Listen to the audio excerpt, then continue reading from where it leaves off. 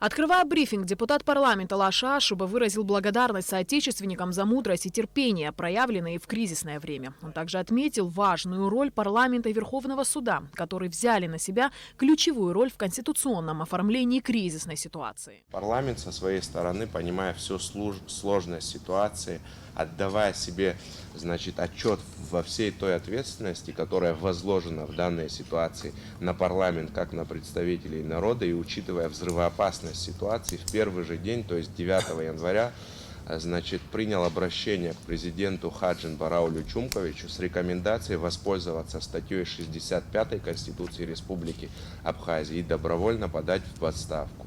Как вам известно, это впоследствии произошло. То есть все произошло, не выходя за рамки правового поля. Одной из предпосылок к последним событиям депутат Народного собрания Батал Айба считает поспешное принятие депутатами бюджета 2020 года. По его мнению, ряд социально-экономических вопросов также решались в угоду действующей власти. Депутаты также сообщили журналистам, что до выборов президента Абхазии они намерены внести ряд поправок в закон о выборах и в закон о распределении полномочий. Было также отмечено, что борьба с коррупцией является одной из главных составляющих в улучшении системы государственного управления Абхазии. Именно с этой целью до выборов президента депутаты намерены принять и этот закон. Этот вопрос мы рассмотрели в двух чтениях, и у нас есть некое джентльменское соглашение с этой инициативной группой, что в текущий год, возможно, это будет до выборов, в весенней сессии мы в окончательном чтении примем этот законопроект. И он вступит в силу уже для нового правительства, для новой власти. В своих выступлениях депутаты парламента поставили под сомнение деятельность Генеральной прокуратуры. Они также заявили, что кризисные события 9-15 января для них не стали неожиданностью. Прокуратура заметила ущерб зданию администрации президента 9 января в размере 300 тысяч рублей, но не заметила тот ущерб, который нанесла исполнительная власть за предыдущие 5 лет.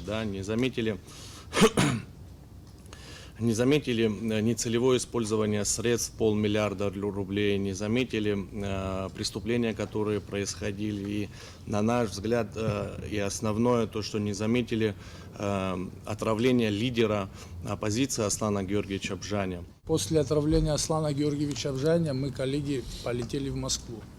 Прошла неделя, в течение недели не было проведено никаких следственных мероприятий. До того момента, пока депутаты парламента, нас не было, наши коллеги, вызвали Генеральную прокуратуру на работу, все ведомства силовые.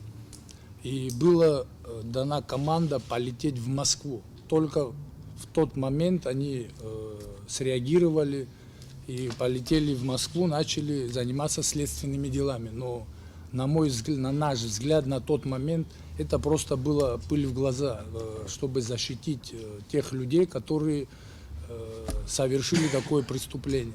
Касаясь темы российско-абхазских отношений, депутат Лаша Ашуба выразил благодарность Российской Федерации за миротворческую миссию в урегулировании внутриполитического кризиса страны. В завершении брифинга депутаты парламента заявили, что главным приоритетом в их деятельности является консолидация абхазского общества и привлечение к строительству государства специалистов вне зависимости от их политических взглядов.